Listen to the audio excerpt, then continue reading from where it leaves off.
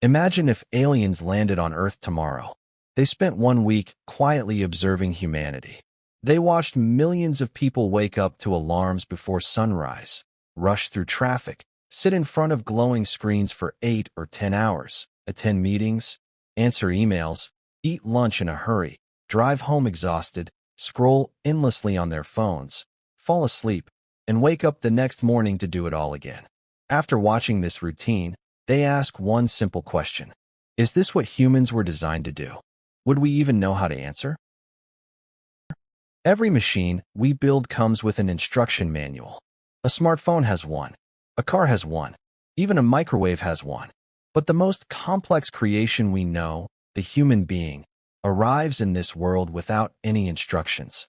No one hands us a guide that explains how to live, what success really means, why we work, how much money is enough, or what the purpose of life actually is.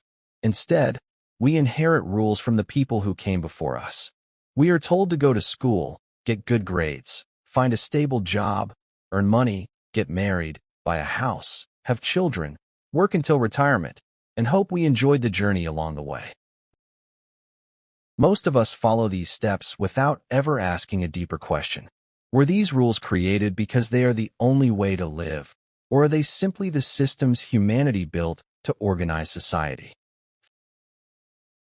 Thousands of years ago, human life looked completely different. Our ancestors woke with the sunrise. They searched for food, built shelters, explored forests, gathered around fires, and lived closely connected to the natural world. Their survival depended on understanding the seasons, reading the landscape, and cooperating with their communities. Today, many of us spend most of our lives sitting indoors. We move a computer mouse more than we move our own bodies. We know project deadlines better than we know the phases of the moon or the changing seasons. We spend more time looking at calendars than looking at sunsets. Why has life changed so dramatically? The answer is specialization. Instead of every person growing food, building homes, making clothes, and creating everything they need, society became more efficient by dividing responsibilities. One person became a teacher, another became a doctor, someone else became an engineer, a programmer, a farmer, or an artist. The office became a place where people exchange their knowledge, skills, and time for money. Money then allows them to buy the countless things they no longer make themselves. This system has made civilization incredibly productive, but it has also created a dangerous illusion. Many people begin to believe that work is life itself. In reality, work should support our lives, not replace them. Money is one of humanity's greatest inventions, yet it is often misunderstood. Money cannot be eaten. It cannot hug us when we are lonely. It cannot guarantee happiness or inner peace. At its core, money is simply a shared agreement. It is a symbol of trust that allows millions of strangers to exchange value without needing to barter directly. Imagine trying to trade vegetables for electricity or chickens for medical care. Modern society would quickly become impossible. Money solves that problem beautifully. But problems begin when money stops being a tool and becomes the purpose of life. Many people sacrifice their health, relationships, and peace of mind in pursuit of larger numbers on a bank account. Yet history repeatedly reminds us that wealth alone has never guaranteed fulfillment. The richest life is often measured not by what we own, but by the experiences we have, the people we love, and the meaning we create. The same transformation has happened with food. For most of human history, people ate what nature provided. Fresh fruits, vegetables, seeds, nuts, fish, and animals formed the foundation of the human diet. Then agriculture changed everything. Later, industry changed it again. Today, many foods are engineered not only to feed us, but to keep us buying more. Bright packaging, added sugar, excessive salt, artificial flavors, and endless convenience have turned food into a global business. Yet our bodies still carry millions of years of evolutionary history. They recognize real nourishment far better than highly processed products. Every meal we eat becomes part of who we are. Food is not simply fuel. It is information that tells our bodies how to repair, grow, and function. Then there is love, marriage, and family. Across cultures and throughout history, people have formed families for many different reasons. Sometimes it is love. Sometimes it is tradition, religion, partnership, security, or shared purpose. There is no single reason that applies to everyone. But one truth has remained remarkably consistent. Human children need care, guidance, and connection for many years before they become independent. Families became humanity's first classroom, where values, habits, stories, and beliefs were passed from one generation to the next. Children inherit much more than their parents' genes. They inherit the ways their parents respond to challenges, celebrate successes, treat others, and understand the world. Perfect families do not exist, but strong families are often built on trust, communication, kindness, patience, and responsibility. Children rarely need perfect parents. More often, they simply need parents who are truly present. Society itself may be humanity's greatest invention. No single person builds a modern city alone. Farmers grow food. Engineers design bridges. Doctors save lives. Teachers educate future generations.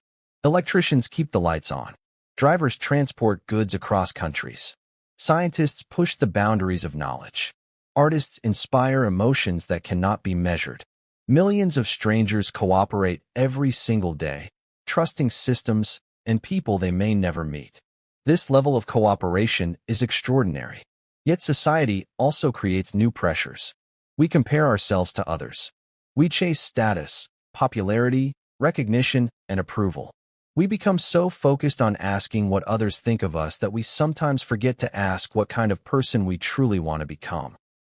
Perhaps the greatest freedom any human can achieve is not financial freedom, but freedom of the mind.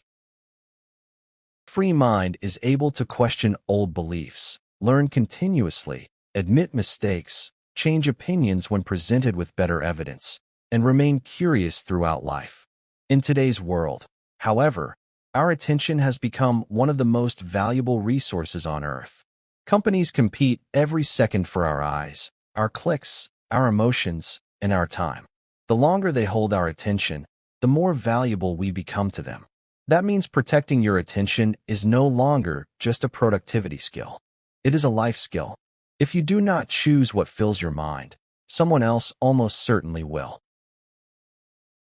Despite all our technology, we have never stopped being part of nature. Our bodies still depend on clean air, fresh water, sunlight, movement, sleep, and meaningful human connection. Scientific research continues to show that spending time in natural environments can reduce stress, improve mood, and support overall well-being. A quiet walk through a forest often restores something inside us that hours of scrolling through social media never can. Nature is not an escape from reality. Nature is where humanity evolved. We may build cities, but our biology still remembers rivers, mountains, trees, rain, and open skies. Human civilization has achieved remarkable things.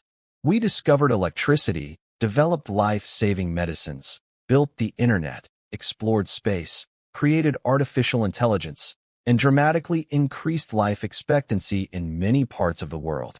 Yet every achievement has carried a cost. Plastic fills oceans. Air pollution affects the health of millions. Forests disappear. Animal species vanish forever. Climate patterns continue to change. The challenge facing humanity is no longer choosing between progress and nature. The real challenge is learning how to build progress that respects the natural world instead of destroying it. Earth is not simply the place where we happen to live. It is the only home our species has ever known.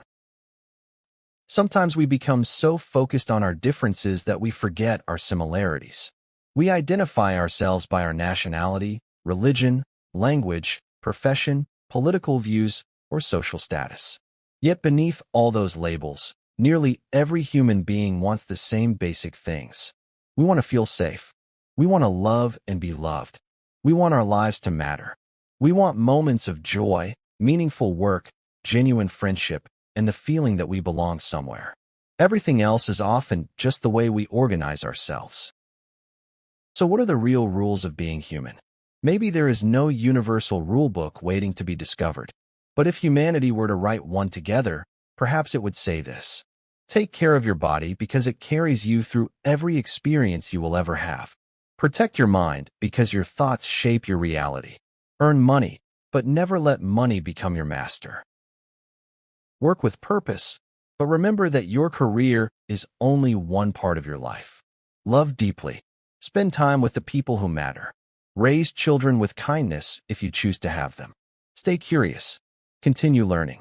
Question your assumptions. Respect nature because your own life depends on it. Create more than you consume. Leave every place and every person a little better than you found them. One day, every office will forget your name. Every phone you own will become obsolete. Every trend will fade away. Every paycheck will eventually be spent. But the kindness you offered, the wisdom you shared, the people you inspired, the family you loved, the trees you planted, and the lives you touched may continue long after you are gone. Perhaps that is the greatest rule of being human. We are not here simply to survive. We are here to experience life fully, to grow through every challenge, to help one another whenever we can, and to leave this world slightly better than we found it. Maybe that has been the purpose all along.